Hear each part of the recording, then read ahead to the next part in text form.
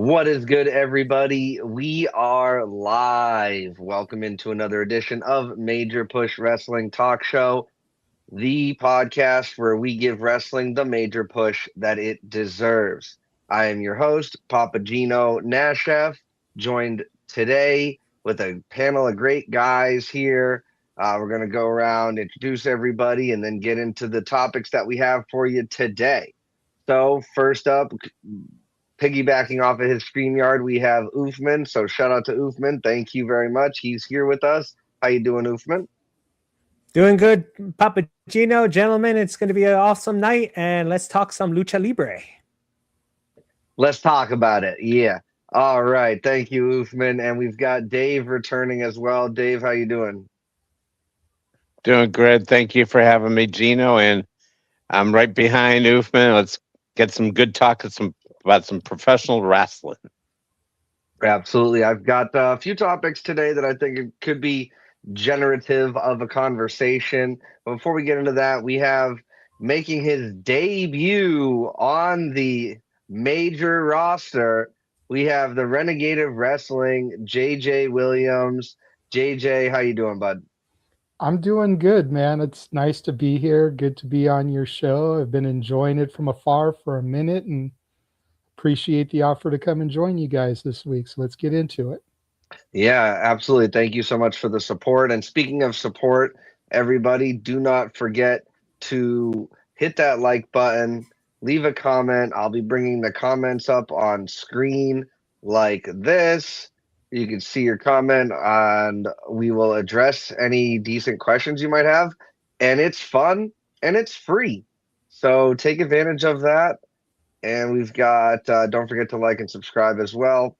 All that fun stuff. You guys have been on YouTube long enough to know what you're supposed to do and how to support. But with the algorithm being so good, sometimes we forget to subscribe to the channel, but we watch all their videos. You just forget to hit that button. So don't forget to hit it. And we are going to get right into the action. So the topics that I have today, I picked because I feel a certain type of way about these things, and my panelists and the viewers out there might have a different way that they feel about that. And that's the best part of this, is that we get to have this discussion and conversation. So let's talk about it. So we're going to start off with the Night of Champions pay-per-view premium live event. However you want to address it. I know it's supposed to be called premium live event. It's just difficult for me, and I'm sure it is for you guys to have that switch in your vocabulary. But we're going to be talking about some of the matches there. But as a whole, right, the card now is going to have 6 matches on it. Where they're doing the 2 matches on the ESPN, not pre-show. It's just like the first hours on ESPN. And though it's not free, for the purposes of this discussion, we will call that the free portion of the event. But then they're going to have 4 after that. Usually they've been doing 5 matches or 4 matches, which is understandable in the case of the Royal Rumble, which go an hour plus. Elimination Chamber matches, things like that, War Games, they're all minimum 30-minute matches without anything. Gino with the background upgrade. Yeah, I'm here out of town traveling. So we've got the grandparent office here. It's pretty swanky. I feel very official in here. I'm giving Noah Foster vibes here with the photos on the back and stuff like that. Shout out to the Simple Man. But we're gonna get right into. So we got the 6 matches for Night of Champions. It's not the 9 to 12 that AEW is doing, but it is more on a night where there's no gimmick matches that relate to length of the match, right? There's obviously the King and Queen of the Ring and all that stuff. But as far as it comes down to the matches having to be a while, these matches can, they're not minimum time length requirements. So they're fitting another match on the card. And I want to know if we think this is a good idea, a bad idea. For me, I know that I enjoy like this happy medium. We don't want to have to be up all night, but fortunately, this is during the day for us in the United States. So we're going to talk about this. Oofman, you're one of the big fans of AEW in the No DQ Galaxy. So you, by default, have to prefer longer pay-per-views because that's what you get with that company. But with WWE, you've also been outspoken about shorter, fewer matches being an issue. So how do you feel? Do you feel like they're listening to us, or they're just doing it for this only because the Saudis want it? Where are you at with this, Uthman? Go ahead. Well, unlike last time, it's like you said, ESPN will get their 2 matches, and then now for $30, I guess with the app, you're getting 4. So that sounds like a bargain because last time it was the 2 matches on ESPN, and then all you had was 3. So I'm actually, like you said, I'm all more is for WWE side, more is better as a customer, as a consumer of that. So I'm happy. Like, all right, cool. They have 2 matches on ESPN and then 4 on the PLE part of it.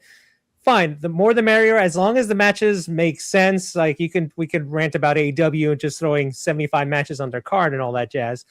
But for WWE's sake, I personally would like a little bit more, like you said, to find that happy medium.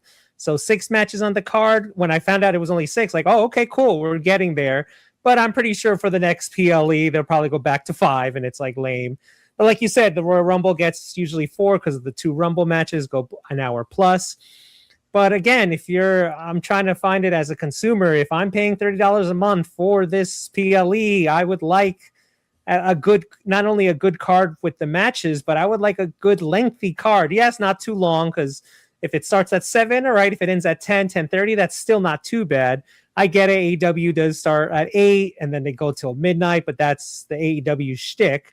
And that's fine for AEW. But for WWE, for this one, I'm happy. But I think I'm kind of agreeing with you. I think it's because it's the Saudis and they probably said we need to be different from everybody. So is this a little preview of next year's WrestleMania, where this year was 7 and 6 matches? Will next year be like 8 and 7, 8 and 8? Who knows? Where the Saudis want their money, get what the Saudis want their money's worth. Forget about us, the consumers. Will the Saudis demand getting their money's worth when it comes to pay-per-view lengths, and especially for Saudi Mania next spring? So I'm happy with 6 matches.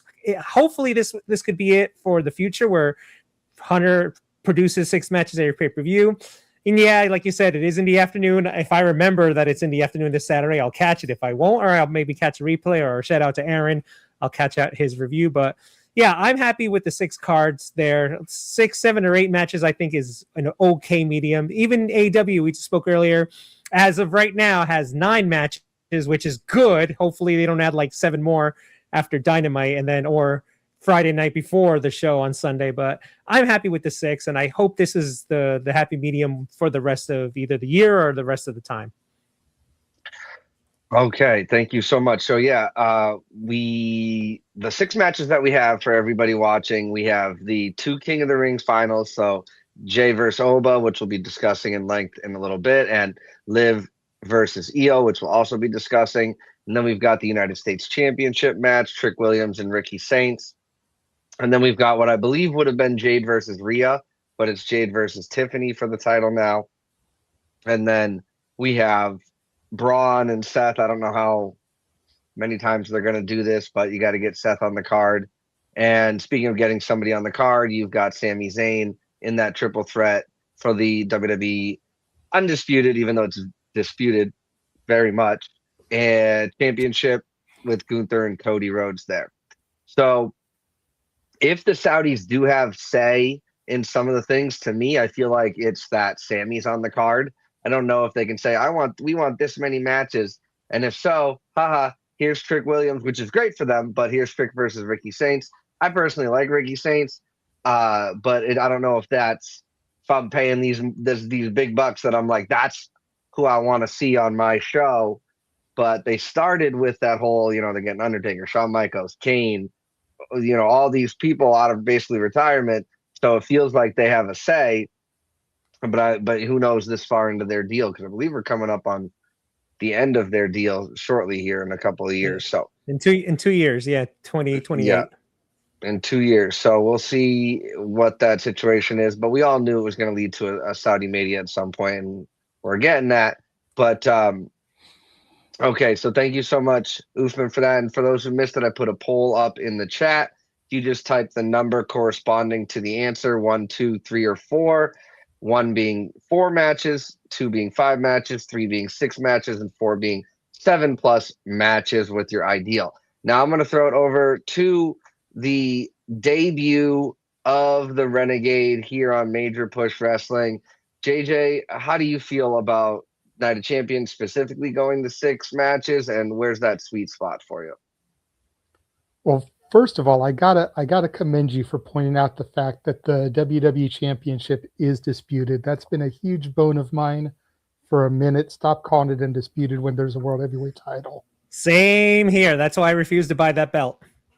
Right, But because it has that, undisputed written on it. Otherwise, I don't think they would be saying it. but that being said, I came up in an era of professional wrestling where pay-per-views were 2 hour 45, 2 hour 55 minutes long, 7 to 8 matches a show. And you had Sunday Night Heat leading into that with 2 or 3 matches as well.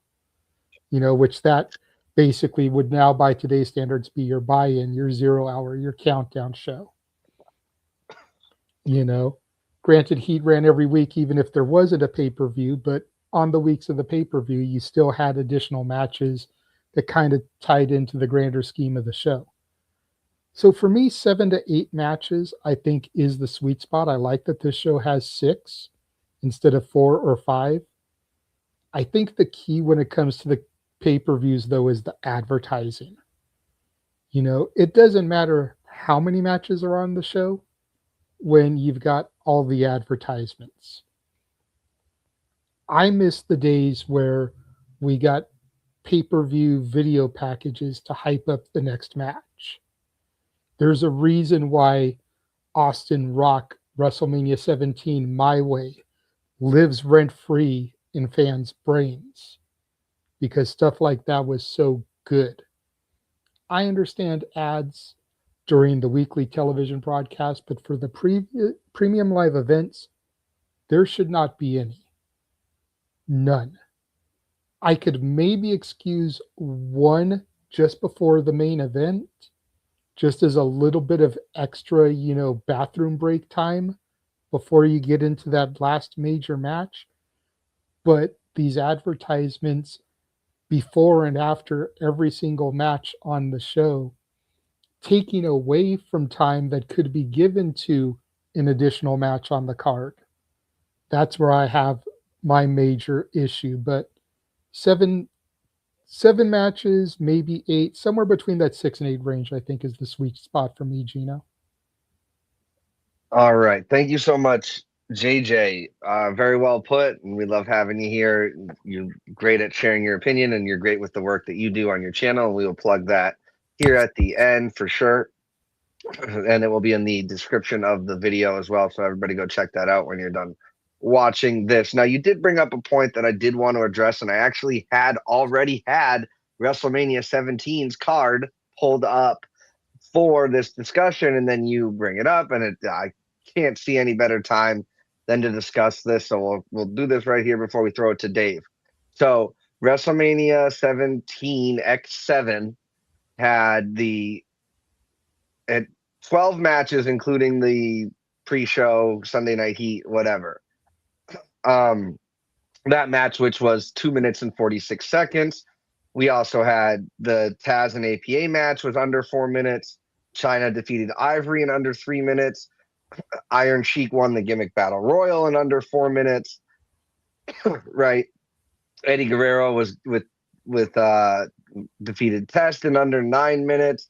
Kane and Raven and Big Show under 10 minutes. William Regal, Chris Jericho under 8 minutes. So, there were a lot of matches on that card, but not all of them are given the time, right? Like that these 6 matches are definitely going to have. Each match is basically going to have their half an hour to shine. And speaking of a half an hour, the Stone Cold and The Rock went 28 minutes and 8 seconds. I don't know if that's counting the post-show shenanigans, right?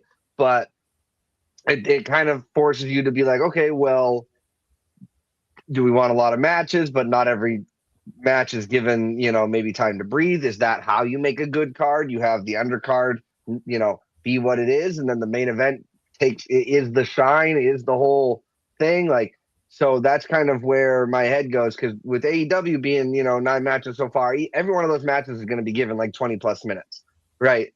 So you know that you're going to be in it for the long haul, right? And almost to the point where you're like, if you want to take a bathroom break, at least in the past, it used to be, well, this is the bathroom break match. Like I would rather have ads to go to the bathroom during than disrespect. Not that you guys are, you in particular, or anybody out there is intentionally trying to disrespect the wrestlers by calling it a bathroom break match, but usually that was reserved for the women. But it's like, if we don't have a bathroom break match, but we have more ads, like when I watched it with the watch party, I'm drinking and I got to go to the bathroom. I don't want to go in the middle of the action, like during the regular televised matches where they commercial during the matches, and it takes me out of it. But that's definitely just something that I wanted to throw out there in the universe and let people's brains percolate on that, just because, yeah, 12 matches, but I mean, we saw people complain about shortness of matches at WrestleMania, so I'm trying to see where that line is between it working and being the best pay-per-view of all time and it not working and being disappointing. So I'm not saying that you're specifically taking one side or the other, JJ, but go ahead. See, and again, I feel like there's a happy medium there, because in lieu of the advertisements, we can go back to backstage promos. Back in the day, and it didn't matter if it was Michael Cole, Lillian Garcia, Mean Gene Okerlund, you'd do the opening match. Like, let's assume, just because we don't know the match order here, but let's assume that the opening match is going to be the U.S. title, Trick and Ricky Saints. After that match, you go backstage and you get an interview with Sami Zayn. Then we can go to Tiffany and Jade. Then after that match, we go backstage and we get an interview with Gunther. Then we do the Queen of the Ring finals match. Then you go backstage and you get an interview with Cody. And now you've had interviews from all three participants in your main event for the WWE Championship. Again, not calling it undisputed. For the WWE Championship, you've saved on advertising, and you've used those backstage segments to build more anticipation towards the match. I like that. I do like that. Now, the opportunity is there for something like AEW because you're paying per view, right? Or however many times you get to watch it. And it feels like the new way that WWE is doing things is part of the problem, not just because they want to do a lot of advertisements, but it feels like that's their, like, when it was $9.99, like, we really couldn't complain about the ads, because if you go on the high seas and or you're paying like very discounted rate for something that you're getting a great value for, you're willing to put up with a little bit of ads. Like my buddy, I don't condone this, but my buddy watches a lot of movies on the high seas, and they got these scrolling little things, and every like 10 minutes a big loud commercial comes up in the middle of it. But it's like, you deal with that because you're getting that value. Now, if you're paying $30 a month, you're probably only watching these events one time through. You're not really going back, probably not going to watch Tuesday afternoon baseball games and University of Omaha, Nebraska, cornhole games or whatever's on the ESPN app that comes along with it, right? That is, so like, I do get like that they have to do these types of things, and so that's why I wanted to propose this question, because with the more matches and the things, you're staying up later, whether you have the commercials, whether you don't. It's all great questions. So, but I like the way that you booked that, especially in getting it's about cornhole equals ratings, absolutely. But it's about keeping the people interested throughout the show, right? And now, because if you have somebody giving an interview about what's going on later in the night, or in past WrestleManias, they've had stuff happen backstage. Like we had the Rock and Stone Cold face, do a little talking segment backstage at one of the WrestleManias, like, because they were just happened to both be there. Like, that keeps you interested in the show. that makes you want to watch to the end and not just be like, well, I'll just go to bed and see what happened tomorrow, or I'll catch it later. And so that's why I feel like TV should be doing that too. Like, and the best WWE television that they do is when you have somebody through lines throughout the night, and it's not just this, then this, then this type of stuff. So well done, JJ. Hopefully WWE is watching and they decide to do it that way. But I do think that Trick Williams and Ricky Saints is going to lead off the show. I think that's a really good idea. But we'll have to see on the predictions, no DQ predictions tomorrow, what you guys predict with those winners. Now we're going to throw it over to Dave. He's been very patient, no birds squawking in the background, very respectful. We appreciate it. Dave, you've heard what the other gentlemen have had to say. What are your thoughts, and where's your ideal match count? Well, first of all, thanks for shout out with the bird on the review with no DQ. A shout out to them on Tuesday. But I put 3 or 4 in our chat because my sweet spot is either 6 or 7. I think the sweet spot's right there because we've gone from 4 to 5 in the last one, now to 6. And I like JJ's point because if you're going to name it a premium live event, I don't consider premium having ads the whole show. Right. I don't see problem with putting ads at the beginning and at the end, and then just let the wrestlers wrestle and have those backstage interviews like JJ said. I think that's a great idea. It's a wonderful idea because I want to see the reactions of everybody before. They've started to do a little bit more of it, even on the regular shows. And I think they need to do that in the premium live events and get them face up before the matches. I think it'd be pretty cool. And I think the reason is twofold for the 6 matches. One, I think Saudi does have a say in it, and I think we're going to see more at WrestleMania because of it. And 2, if it wasn't for the King and the Queen of the Ring finals, it could have been less too, because we have to have some championship matches because it's called Night of Champions. So I could see why there's 6, because you had to do that Queen and King of the Ring finals here too. So I think it's just a twofold answer. And I think we're going to probably in the next, we don't have a PLE before SummerSlam, do we? We just have Saturday night's main event, right? Right, at Madison Square Garden, though. So it's going to be so lit. Right. And I see after that, I see the PLE after SummerSlam maybe going back to 5 or 4, to be honest. Unless something changes, because I think 6 is, I like the 6. And I think, again, it's due to the reasons that's my opinion that I think is causing the 6. All right. Thank you very much, Dave. Appreciate it. Yeah. So guys, whatever you think, leave a comment in the comment section of the video once the live is ended, but we've got the live chat going right now. We'll throw your chats up if they're appropriate to be thrown up on the channel here, and we'll address that. We look forward to seeing what you guys think. I love your Power Ranger Queen of the Ring. So would Io dress up as the Yellow Ranger? Maybe not in 2026, but unless for some reason that's her favorite. But I don't know. Knowing Io, she would be like Frankensteined all the different colors into like one thing, or maybe that's more Asuka. But anyway, love the Power Rangers, and love the shout out to Zordon and Alpha 5 behind you. Okay, so it looks like the poll that we had up, we got either 6 or 7 plus was what the votes kind of came to. So okay, yeah, I'm supposed to do that. I'm just kidding. All right, so thank you very much, guys. Now we're gonna move on to our major push topic of the evening. Now, the thumbnail of the video is addressing King of the Ring, but we are going to talk a little bit about Queen of the Ring here. Just kind of going to give my thoughts real quick. So, one of the participants is the active potential challenger for the winner of this tournament. She's now in the finals. So WWE has booked themselves into a corner here. Whether Rhea is healthy or not, we'll assume she'll be healthy for SummerSlam.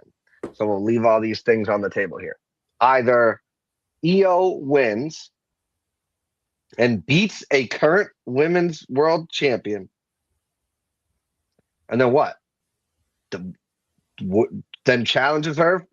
I mean, she was probably going to go challenge Rhea because that seems where it's going. But you just beat Liv, so why wouldn't you challenge the person you just beat? Because you can beat them. Versus Rhea, yes, you've never lost to her, but that streaks aren't going to last forever. I would take the person I just beat a few weeks prior than Rhea, who is my friend, and all of these types of things. So there's that. Or Liv wins and she challenges Rhea for her title. And if she wins, it's a unified championship, which I don't think they're doing.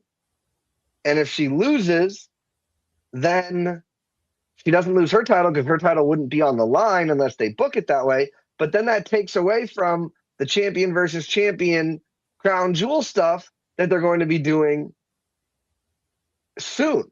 So they really have booked themselves into a corner. Like, Liv should not be in this tournament. She just shouldn't. Period. End of discussion. So I don't really know. I don't think there's a way that they can win this. So I don't want to go too much into this because our real major topic is about the King of the Ring. But anybody have anything they want to add to that thought process? Yes, JJ, and then Dave. Okay, so if rumors are to be believed, and I always try to start stuff with that right there, the only reason Liv is even in this is because Stephanie Vaquer got injured. So obviously Liv Stephanie was a plan. They were building towards that. Stephanie got injured, had to keep Liv relevant on television, so throw her in the Queen of the Ring. But to your point, they booked themselves into a corner because they could have had Liv lose in the first round. They could have had Liv lose in the semifinals. We didn't have to get Liv all the way to the finals. Okay, great. Liv versus Io. I think the plan all along was for Io to win, face Rhea. Rhea was finally going to get her victory over Io. Right. Now there's the possibility that Rhea's injured. May or may not be out for a while. You know, we're trying to assume she'll be good for SummerSlam. Let's also assume that she isn't. Mm-hmm. So then what's the point in Io winning? Right. Because we're not going to be able to have that payoff of Io versus Rhea. So then you put the belt, you have Liv win. Okay, she's over in Saudi. She won Crown Jewel there. She won the Rumble there. She has the possibility of winning Queen of the Ring there. Like, Liv is huge in Saudi. Almost as over as Sami Zayn. So if she wins, she's going to get a pop from the Saudi crowd because they love her, but she's a heel. How do we keep the heel heat on her? You immediately call Rhea out. Knowing she's injured, take advantage of the situation, pin her, become unified champion. Now, again, to your point, you've backed yourself into a corner. There's no money in the bank currently. You know, that's been pushed back till October. So do you have Liv defend both belts, one on each night at SummerSlam? Possibly. I think Liv is a big enough star that that could be a draw. How do you determine a contender? How long do you leave the belts unified? You know, there's so much in this stew pot that's bubbling with Liv and the Queen of the Ring. Personally, and I know this may shock especially Oofman because he just saw me say in the chat earlier today, I'm not huge on Liv, but I think you give Liv the win here. You immediately have her call out Rhea and beat her, and then you keep her with both belts until Money in the Bank is obtained. Then you have the briefcase potentially being held by Roxanne, cashed in on Liv, and take one of the belts. I do like that because again, my biggest concern would have been how do you split them up and how soon do you do that? But if you win money, if you have the Money in the Bank person take it off of her, then you only take one title unless they truly unify it, at which point it would be taking the unified title. But unless they're gonna do that with both the men and the women, yeah, like I mean, they booked themselves into a corner here. Yeah. Like it just doesn't. Like Liv could have lost in the first round in a fatal 4-way. She doesn't have to be involved in the finish and whatever. Like I mean, the fact that Becky's not, it should be Becky this far against EO because then you could do something with that. You got a heel and a face, and you could do something with that. But either way, we'll see what they end up doing as of late, even though there's nothing really rising to the top, it seems like their booking and their stuff has been a little bit refreshing and more fun to watch. So we'll see what they have in mind. I Now, I think really part want. of their problem, I think part of their problem, Gino, is that Queen of the Ring isn't a launching pad for a star anymore. It comes with the title match stipulation. Right. You know, And so you can't give Queen to somebody like a Chelsea Green who would just be insufferable as Queen and get it over as a gimmick because she's not going to beat whoever at SummerSlam for the title. right. And that's why King of the Ring and Queen of the Ring was kind of dumb for a little bit, is because it really was just like a mid-card gimmick to get heat on a heel. Like to make them insufferable, like you said. I know CVV mentioned this a little bit on his Ask CVV, but like you're right. Like this isn't a. I mean, it could be a launching pad, but having them have essentially a major match at SummerSlam means that it's got to be somebody who's got some drawing power already, and that really limits themselves. We all know Liv's a bigger draw than EO, but the fans love EO. She just can't sell merchandise because she doesn't have any to sell.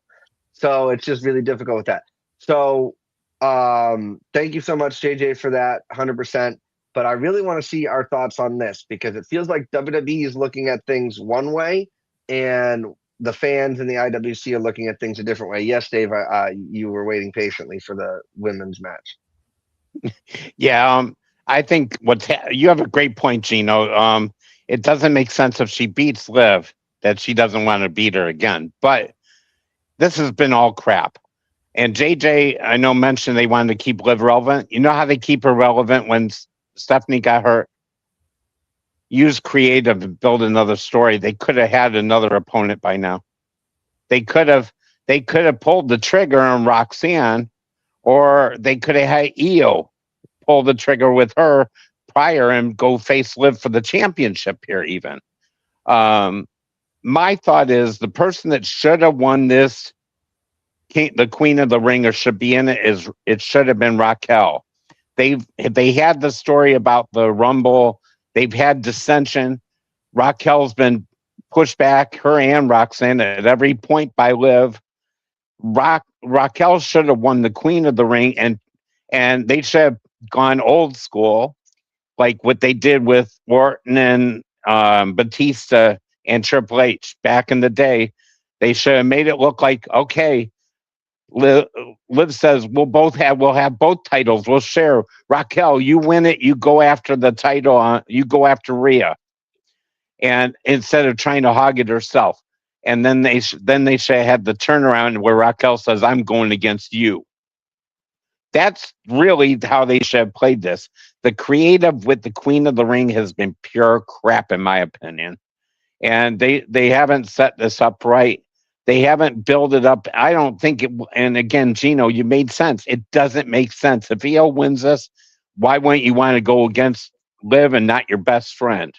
It just, nothing flies with this. And I still think EO's going to win, but I think it's going to be either Stephanie screwing her over or Roxanne finally snapping after what happened at the end of Raw the other night. Because Roxanne was pretty much, Liv talked about everybody but her and just left her out again. They got to build this they've got it at the crescendo. They got to pull the trigger because they're waiting too long again with their stories, and they got to pull the trigger. It's making me crazy with this women's King of the Ring or Queen of the Ring. Yeah, and because it's basically like the Royal Rumble. you get a title match for winning it. It's basically like Elimination Chamber. You get a title match for winning it. And like having those things be tied to each other really put them into boxes and paint themselves into a corner. Same thing with with those other matches, with the having annual stipulation things that require certain level of storytelling, like war games and however you want to look at it. So Mm-hmm. Uthman made a comment about if it doesn't make sense to us, it makes sense to WWE. So we're That's gonna true. move on to Well, the that's true. That's true. right, and I want to try and get in the minds of WWE here because I'm thinking against maybe what I want to see, trying to get in the mind of WWE, and that might already answer Uthman's statement of, yeah, it doesn't seem like those two things are in line. So we have the King of the Ring men's final is going to be Obafemi, the ruler. His whole gimmick is about being like a king. He's basically the king of Wakanda, and that's what one of the things that's so great about him and what he's doing with his character. He's one of those things like tribal combat where I fought my way to the head of my tribe or to my community or however you want to look at it. And he's beaten Brock Lesnar at WrestleMania. He's getting set up to be the future. At least we know and we can feel that he's going to be the future. Will WWE do it right is one thing. They just had him lose to Lesnar 7 F5s later. It doesn't really matter because people are just talking about that he lost. And Oba's over here still talking about how he's beaten Brock. He didn't talk about really how he lost to Brock except for that one time, and then we're even, yada, yada, yada. But I said going into WrestleMania season that SummerSlam should end with Oba and Trick both as the respective champions. It doesn't look like that's going to happen, but at least Trick is going to potentially still be the United States champion. But Oba should be winning this and going on to challenge Roman Reigns, beating Roman Reigns, pretty much handling him, and then that leads you to a star-making performance for Oba. However, WWE has since brought the bloodline back together. And, as he said, it's always around because, it's a family thing. So it's not about splitting up and coming back. It's like, it's always going to be the thing. They're always going to be related. It's always going to be a bloodline. Friggin' Jimmy just had a kid or he's about to have a kid, right? All these things. Roman's got kids. Jay's got kids. Like, I sound like Heath Slater. They got kids. But the issue then becomes is because this new bloodline is here and Roman is the current champ, like how often in modern WWE, if ever, have we had one faction have both of the men's championships in one faction? Right? We've had the men and women's with Judgment Day. We've seen that done, right? Evolution didn't have that because it had the whole Raquel Liv situation where, I'll go for the other guy. Nope, thumbs down. So it was all the same. They were on the same brand, so they really couldn't be going for other people's championships unless Batista had chose to do that.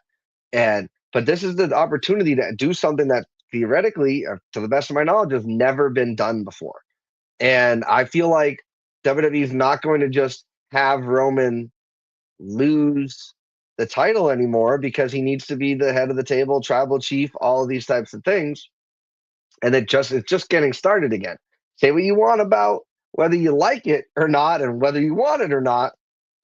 I think that if I'm in the WWE writers room, I'm being like, man, let's have Jay win it. And then he beats, hopefully not Gunther again, but whoever's holding the WWE championship is probably going to be still Cody. But I think the opportunity for Sammy to win it in Saudi is right there. It's right there. And then you could have him, you could theoretically have Jay beat him at SummerSlam, and then the bloodline reigns supreme. And now there's equals, and then that can lead to infighting. No, I'm the WWE champ. Like, this is the title, oh, that's the title I made famous. I'm holding on to this one. I don't even want to carry it to the arenas with me because it's stupid secondary. I'm gonna have my title boy hand it to me, all this type of stuff. Like, there's a lot of room for that. And I think that WWE seems to be hitching their wagon to the bloodline. So, and maybe they push it back to WrestleMania, because it seems like only big things can happen at WrestleMania and SummerSlam now. Like they don't look at like the rest of the year as the opportunity to build stars and do that stuff. Seemingly, everything, it's not black and white with that, but it seems like as soon as WrestleMania happens, they're talking about SummerSlam. And it's building to these things. Thankfully, the Royal Rumble and the Elimination Chamber exists before that, so we have opportunity to and not just have to be towards WrestleMania. But going off on a tangent here. I do think that it should be Oba and build a star, make a star at him at SummerSlam, let him carry through the fall, let him carry through the sweep season, or formerly sweep season for television. Now it's not that so much like that anymore, but let him do that. Do I think that's what they're going to have coming into a football season, coming into baseball playoff season, all this stuff? No. I firmly believe now that they're going to have Jay win it, and I think that you could also do him challenging Roman, but I don't think that's going to happen, right? All these guys now, tail between their legs, following Roman's orders. Roman, he's not listening to me, blah, blah, blah. All that stupid stuff that they're doing. But that's like, it makes sense in the story. So it's not stupid to have it happen. It's just like, it's his goons and whatever. So I want to hear what you guys have to say. Because I think that WWE is thinking Jey Uso beats Oba potentially with a Brock Lesnar interference. He's mentioned Brock every single Monday. Every chance he gets, he's taking a shot at Brock. Eventually, Brock's going to show up, but it's tough to keep Brock a secret because it's in Saudi. I don't know, guys. JD, I'm going to throw it right over to you.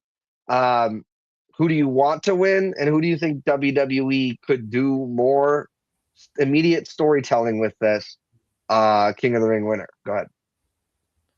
Well, who do I want to win is Oba, hands down. From the minute that he got called up to the main roster and had his first interactions with Brock Lesnar, I said on multiple streams, Oba Femi is going to have the Brock Lesnar 2002 run. He's going to win King of the Ring. He's going to get the title shot at SummerSlam, and he's going to beat the cousin of the man that Brock beat at 2002 SummerSlam for his first championship. And it's just going to be so eerie of parallels. But then we've got Jey Uso. And unlike a lot of people, I actually do still like Jey. I don't see him as a good, viable, long-term champion. I see him kind of the way Mick Foley saw himself. I don't know if you've ever heard Mick Foley say this about himself, but he always said, I was never the guy that was going to catch the pass and run it in for the touchdown. But I was the guy you could hand the ball off to, run it for a few yards, go out of bounds, and get you the first down,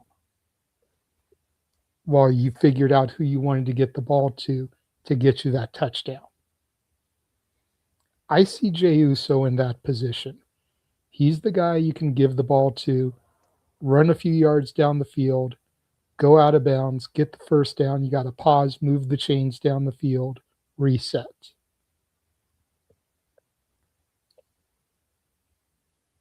As far as it comes with Oba, I think the major thing with him is, if he wins, does he actually dethrone Roman? Because while Roman is going to be going to hiatus, he's only full-time through SummerSlam, all signs there would tick, yes, yes, yes. It makes perfect sense for him to beat Roman and take the title. Street Fighter comes out in October. Press, media is going to be done going into that movie. You want Cody and Roman to still be your champions for all that press? Or do you want them to lose the belts just before they have to do that media tour? That's a great question. At the end of the day, WWE is a business. What's better business? Seeing a red carpet where two of the actors in the movie are your world champions? Or seeing a red carpet where two of the guys in the movie just got their asses beat?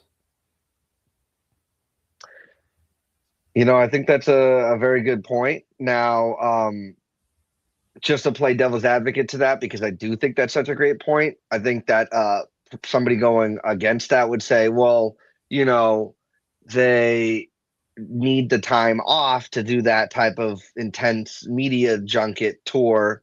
And if they're not going to be on WWE television because they can't make it or whatever, maybe. But I mean, they did this coming out of SummerSlam or coming out of WrestleMania. It was like the champions for the movie. They're starting to promote the movie, this, that, and the other thing.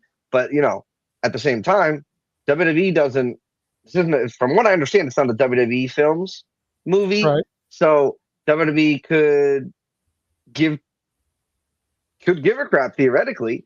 But I do think that, they might be saying like, hey, this, that, and the other thing. But it's just tough because you make a great point, and that's where it's like, what's good for the business and what's good for the industry and what's good for WWE when it comes to building new stars for the future, or are we going to look at what's right in front of our nose and be, I don't want to say short-sighted because that's not the right word for it, but like, are we thinking, about the next 5 to 10 years, right? I think Street Fighter personally, and I won't say this in the group chat because, some people look at things certain ways and I don't want to argue, but I don't think this movie's going to make a lot of money. Everybody who thinks that Street Fighter is this massive IP and all this stuff, as a video game, yes. Okay. Sometimes people like to see the thing in the medium that they love with it in, and when you're playing. We just had Mortal Kombat 2 and it did all right. And this is the sequel. Now, to a not a great movie, admittedly, but I had fun with it, and I was there in the theater to see it. I'll be there to see Street Fighter in the theater. But Pokemon is the biggest brand in the world, and they made a movie, and it made like $500 million. So just because there's massive amounts of fans of a franchise doesn't necessarily mean that they're going to all show up to that movie. So I don't know how big of a impact that the movie is going to have like on the industry and stuff. It looks like a lot of fun. Trailers look fun, all that stuff. Like, I'm excited to see it, but it also looks dumb. Like, dumb fun, but it kind of looks dumb to a certain degree, right? Like Masters of the Universe, whatever. They're bringing these 80s franchises in, and some of them aren't performing as well, even if they're good. But I think that the opportunity for that movie to actually be like a good, maybe even get nominated for an award, not there. Is it going to be a fun time? I sure hope so. Yes, JJ. To piggyback off of your devil's advocate role there, we're used to seeing Roman take extended breaks. Mm-hmm. So for Roman to leave as champion for an extended amount of time for this media tour, nothing different. Right. Meanwhile, Cody is a student of your GOAT.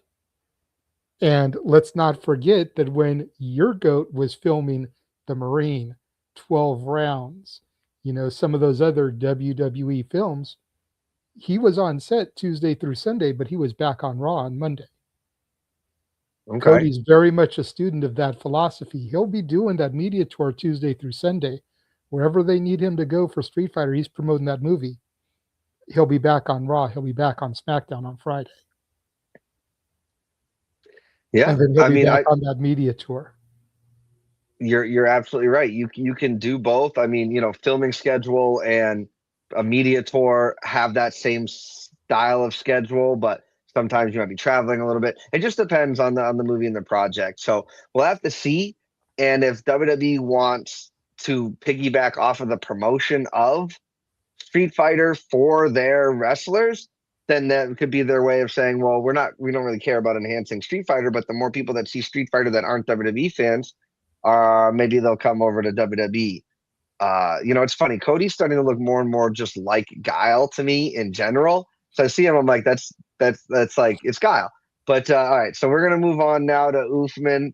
Uthman, we've heard us kind of bounce around a bunch of different areas in here. But back to the original question here is who do you want to win, and what do you see WWE wanting from this King of the Ring final? Well, like everyone, I think I want Oba to win. It just, again, if it makes sense to us, it doesn't make sense to them. This is the reverse now.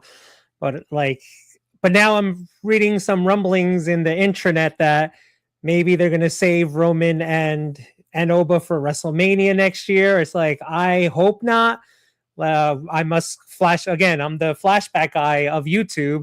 Let's go back to 1993-94 with Lex Luger.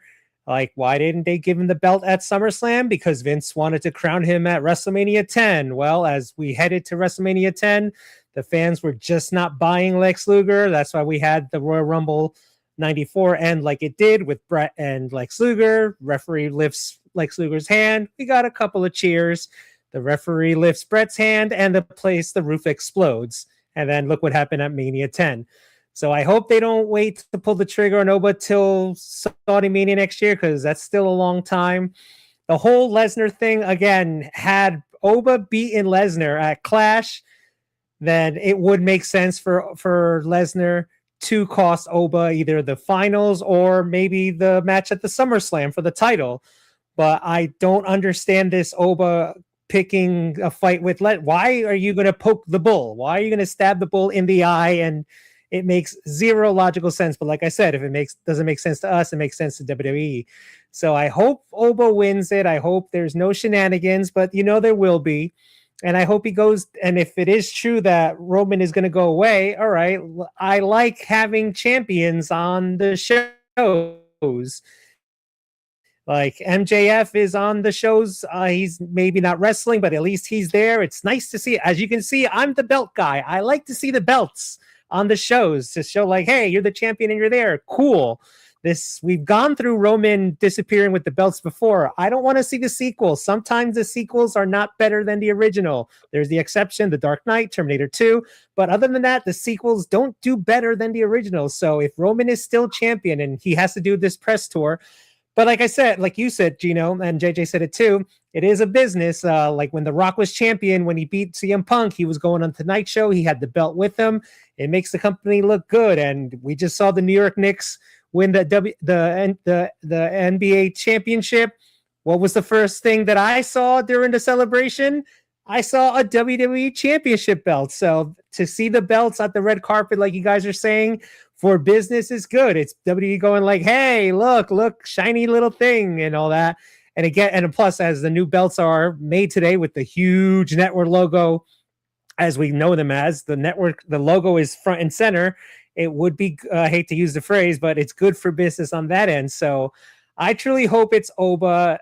If Lesnar does interfere, I've been reading people saying, well, what about Oba and Lesnar night 1 of the SummerSlam? Then you have Oba and Roman night 2.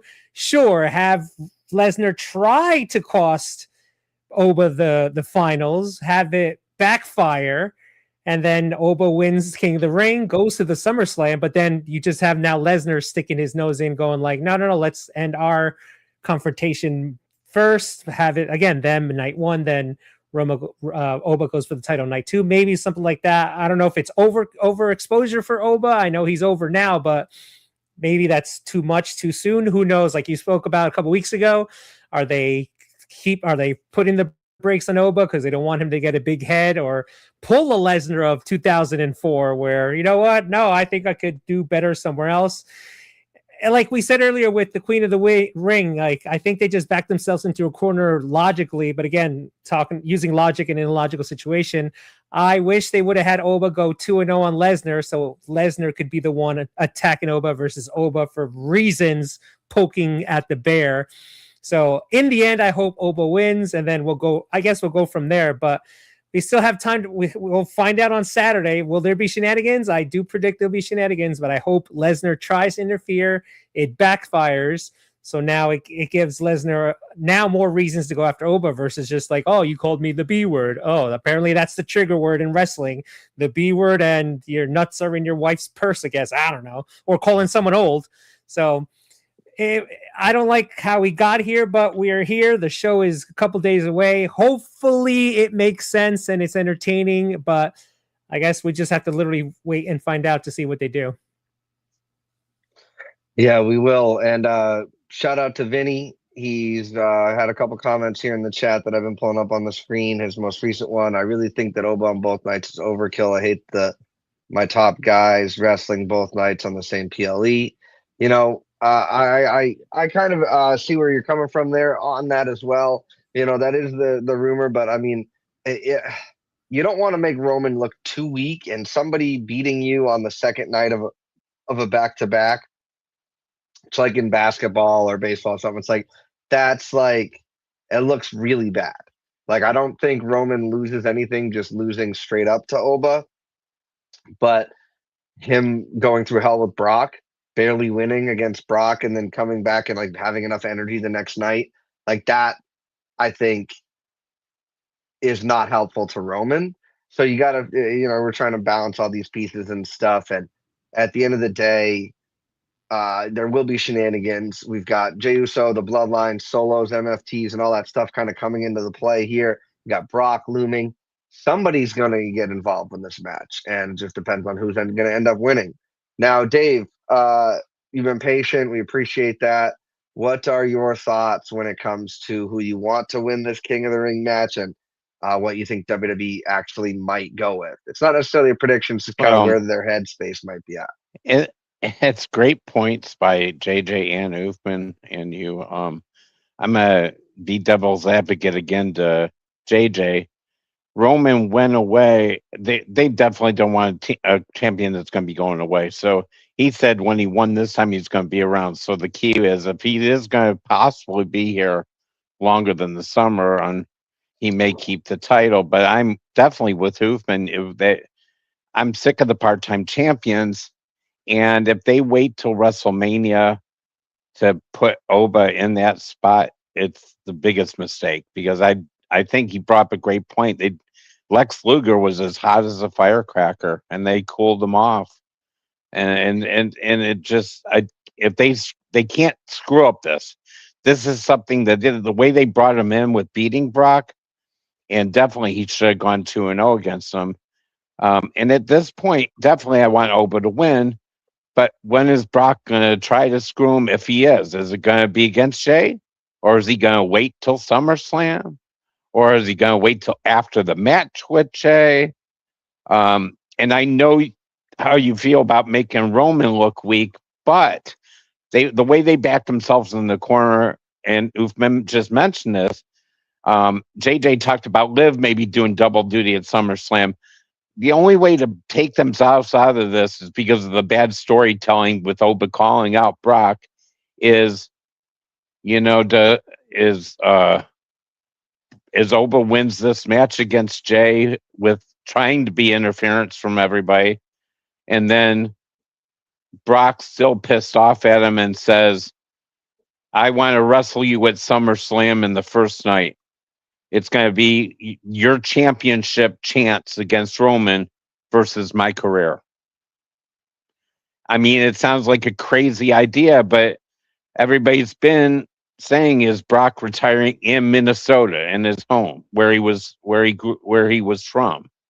I mean, you could do that. That's the only way to get out of the storytelling because you can't get away from Brock Oba 3 the way Oba's been calling him out. There's no way to get around that at this point because and that's what I mean by bad storytelling. There's no reason for Oba to call Brock out anymore. You should be concentrating on winning King of the Ring and getting the title. That's it. Because the only other way is, and supposedly we have Brock Oba at SummerSlam, but the only other way is wait till he wins King of the Ring and then challenge him for the title. But that won't be at a big pay-per-view then. Because we all know that Roman's going to be main event night 2 no matter what. There's no chance he won't be. So it's so hard to say. I like Jey too. I'm like JJ. I like Jey. I don't think he needs another title run. I don't think he's a strong enough person to have in a main event of a major pay-per-view. I really don't. I know he's way over, I just don't think he's a main event person. They've been calling him that, but I don't think he's the main event of SummerSlam top type. I'm sorry. I just don't. I think the best main event you could have that night one would be Oba and Roman.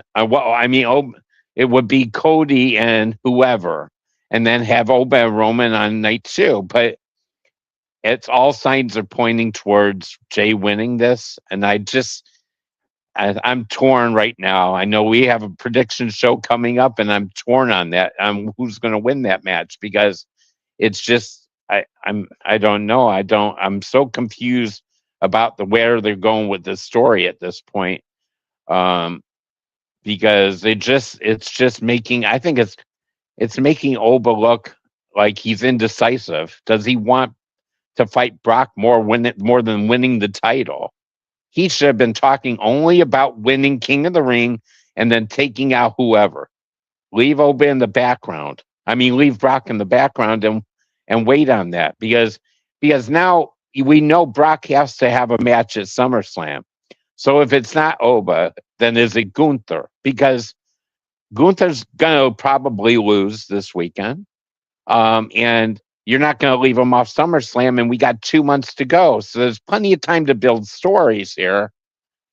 But I'm just confused. Part of me thinks Oba's going to come through, but part of me thinks either, and we haven't even talked about when Jacob Fatu and Roman were talking in the back at the end of that show one night, and he was whispering something to him. Is he going to maybe get involved at the end of that match to make sure Jay gets the title chance? So I just don't. I think somehow Jay's going to win. But I can't see him pinning Oba. I can't. But without shenanigans, there has to be, because if they pin or tap him out, they're going to do to him what they did to Gunther when they had Jay tap Gunther out. They're going to it's going to ruin him. But at this point, I think that Jay's going to go forward. Yeah, we'll have to see what they decide. Again, this is one of those things where they've kind of booked themselves into a corner, like we've said. And I remember hearing on CVV lately that every winner of the King of the Ring has gone on to challenge their brand's champion. So that also could be very telling. We'll just have to see. But yeah, I know the hate for Jey Uso is wicked strong. And I've been not shy about giving him grief for his entrance endurance and things like that. But it does seem like, while it's not a lock what the decisions are, like the predictability of it isn't there, I don't think that's for the right reasons, right? And that's where it becomes, are they trying? Are they coasting? Because Triple H told us he has an end game in mind, and then how we get there is just how we get there. And that's not, I don't think that's how And it's if they necessarily been done in the past. And if they screw up Oba, they're screwing up that big. They keep saying they need somebody. We keep talking about it here and on No DQ, and you mentioned it again on the review the other night. We don't have a face behind Cody. We need something. And if you're going to screw up this guy could definitely should be getting that Lesnar treatment, because if they're looking back at what Lesnar did after everything happened, you can't compare him and Oba together. Oba's not an MMA fighter. He was never in it. Brock was. Brock had done other things. He had gone off to professional football. He'd gone off everywhere. Oba's not that, and you can't compare him 20 years later. You gotta push this guy now. If you don't push him to the moon, they're gonna lose him. And it's a mistake if he doesn't get that title at SummerSlam. It's a mistake. I would tend to agree with you on that. All right. Looks like we're all caught up with the chats. All right, guys. Thank you so much for joining me, on a week where there's a lot of good in wrestling, but nothing really rising to the top about what we talk about in the week past, but just kind of looking forward to what we have. Again, the show is during the day on Saturday. So like Usman, I won't be able to watch it live. I'll be at the Red Sox Yankees game in a suite, getting hammered drunk on free alcohol and free food. So that will be what I will be doing then, and then I will watch the event when I come home. And because on the high seas for Double or Nothing, I had a great time with that. I will be exploring watching the AEW pay-per-view on Sunday. So, with that being said, I want to thank you guys for joining us. We're going to go around and do our little bit of our plugs, and then we'll get back to having a wonderful Wednesday and see what that go home show for AEW is all about. Dave, thank you so much for joining us once again. Where can the people find you? You can find me on Facebook, can find me here with you on Major Push, can find me on No DQ with some of the reviews and also the prediction shows. Find me on Gabbing with Oof. I was sorry I missed his Steve Austin show the other night, but I'm going to be there for our finale with our Nitro and going back to the good old days of the Monday Night Wars when we do it. And it was good seeing JJ again. I got to meet him for the first time last week. And of course, seeing Oofman and you again, it's been great. Thank you for having me. I appreciate it. Yeah, absolutely, man. Thank you for joining us. It's our pleasure. And Oofman making this all possible. It looks like you've already linked Aaron's secondary channel with the account, so I should be able to be sending stuff there. I'm going to just make sure and if he wants Major Push Wrestling to air simultaneously on his thing, we'll do that. If he doesn't, maybe I'll just upload the clips of our thoughts. So we'll see. I'm talking to him about that. But shout out to Oofman for allowing our live streams to happen so smoothly. Oofman, where can the people find you? Yes, so check out my channel. Oofman Entertainment presents Gabbing with Oof. Again, I'm the retrospect guy. I'm talking about the past, which is cool. I have my, like Dave said, I got the 30th anniversary celebration of the formation of the NWO, episodes 24 and 25, where when Scott Hall re-debuted, and then the second episode is part 2 is talking about his big surprise. Both are pushing 200 views, so to all who have watched, thank you. Those who haven't watched, please go back and check that out. Tomorrow night, I'll be doing AEW Forbidden Door predictions with some of other people be joining me as well. And then we're marching towards July when we hit part 3 of the NWO perspective of the third man and the big match at Bash at the Beach, July 1996. And who knows who that third man is, even though we know who it is. But yeah, so thank you all for checking them out. Gino has popped up in my channel. Thank you for those, again, who watched it. Our episode on talking about the critics, speaking about movies, we spoke about the critics bashing the Michael movie because they didn't see certain things. It's gotten great reviews as well. So yeah, so I'm chock full of stuff there and more things to come. So shout out to Gino. Thanks to JJ and to Dave and everybody else who's helped me make this channel awesome. So check it out. Just whoop, it's over here. Check it out. Just type in Oofman Entertainment. Don't just type in Oofman because there is another Oofman out there, because who doesn't Google themselves? I just typed in Oofman the other day. Yeah. And I was like, who is this? There's some artist out there calling himself Oof Space Man. That is not me. So don't check his channel out. Check mine out. It's Oofman Entertainment. So just a wise thing. Just don't type in Oofman out there and be like, oh, it's him. No, I type in Oofman Entertainment. You'll find my series Gabbing with Oof and check out the videos there. And like I said, much more coming. But again, though, to Papayino, thank you, my brother from another mother, for letting me be on your show this week. Absolutely. And yeah, I said it at the beginning of the show, sometimes we're seeing these videos, but we're not subscribed.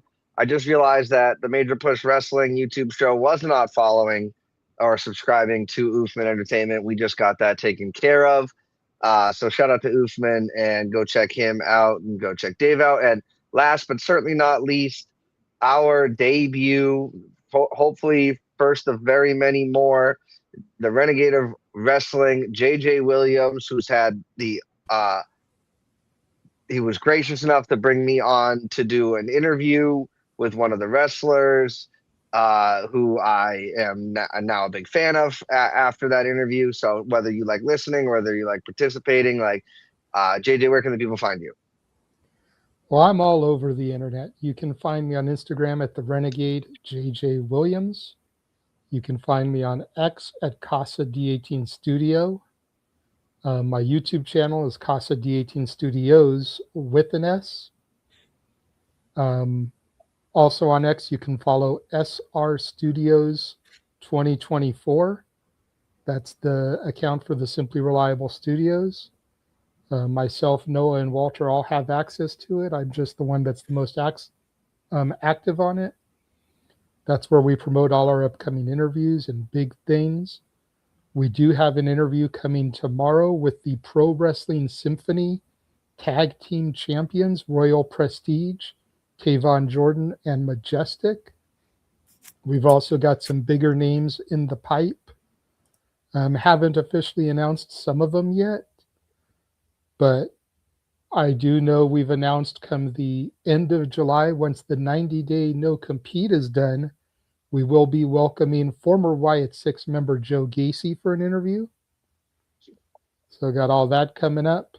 But yeah, follow, like, subscribe. Subscribe to Rage of Wrestling on YouTube. That's Walter's channel. He is 59 away from his 300 goal. So make sure that you subscribe to him there. Once he hits 300, if he gets there by SummerSlam, him and the missus are doing the Hot Ones Challenge. So that should be fun entertainment on his channel. So Rage of Wrestling on YouTube. Subscribe, subscribe, subscribe. Absolutely, yeah. Go support everybody. Yeah, JJ, just go ahead and send me the whatever links you want me to use for the description, and I'll put those in here when I get a moment. Yeah, speaking of that, guys, we are on the road to 1,000 subscribers here on the channel, 975 right now. Like, we've been trucking along, however you want to say it, whether it's the Rocket League content, the movie talk, the TV talk, the wrestling, Major Push Wrestling, food reviews, whatever it is, guys, whatever you're here for, I greatly appreciate it. Don't forget to share this video with people that like wrestling. If you like Rocket League and other video game stuff, come back here when you see those videos pop up. But all you got to do is subscribe. It's fun and it's free. Hit that like button. It means the world. Besides watching our videos, the best way you can support is by giving it a comment, giving it a like, getting it into the algorithm of stuff that people are engaging with, and watching for a long period of time. Even if you're like, oh, I can't really watch it right now, but you can put it on in the background or whatever. It all helps. We appreciate it. And yeah, well, that's all I got to say. So I wanted to thank Dave, Oofman, and JJ so much for joining me. Happy Wednesday, y'all. And we will see you guys next week at 7 p.m. Eastern Standard Time. We're talking some more wrestling, most likely reviewing what happened at the Night of Champions Premium Live event, and maybe if something great happens at AEW again, that will be discussed as well. And also, cheap plug for Noah and I doing the Predictions League breakdown, which will be on this channel and on Noah's channel, either Monday or Wednesday prior to this show going live. So go check all that out. Go check out all the guys. Super awesome. Shout out to Aaron Rift and the No DQ review, No DQ Galaxy, for bringing everybody together. And yeah, guys, that's all we got for you. Go have a great night. And as always, we'll catch you on the next one. Bye-bye.